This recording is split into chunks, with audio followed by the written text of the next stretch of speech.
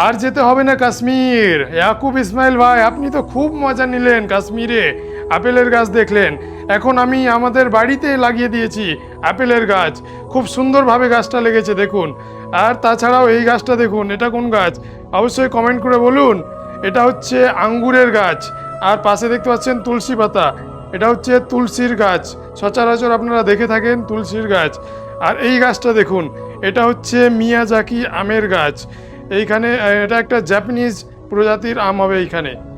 এবং এই যে দেখুন, এটা হচ্ছে কারি পাত্তার গাছ। এবং ওই সাইডে দেখুন, ওটা হচ্ছে আপনার তেজপাতার গাছ। সেটা আমি কাছে থেকে আপনাদের দেখাবো। তেজপাতারও গাছ রয়েছে, এখানেও আমের গাছ রয়েছে। এবং গার্ডেনটা দেখে এতটাই ভালো লাগছে কি বলবো। এটা হচ্ছে আপনার কেটি জাম, এটা হচ্ছে আপনার জামের গাছ। এক একটা জামের ওয়েট ভালো হবে, মানে আপনার 14-15টা জামে 1 কেজি প্রায় ওজন হবে। চেরির গাছ, চেরির গাছটাও দেখুন খুব সুন্দরভাবে লেগেছে। আর মাল্লায় আছি এখন রেলওয়ে কোয়ার্টারে, আমার কাকুর বাড়ি। তো অবশ্যই আপনারা ভিডিওটা লাইক করবেন, বন্ধুদের সঙ্গে শেয়ার করবেন। এবং লাস্টে আমাদের ছোট্ট একটা কারি পাত্তার গাছ। তো খুব সুন্দরভাবে বাগানটা লাগানো হয়েছে। অবশ্যই ভিডিওটা ভালো লাগলে লাইক, কমেন্ট এবং শেয়ার করে পাশে থাকবেন।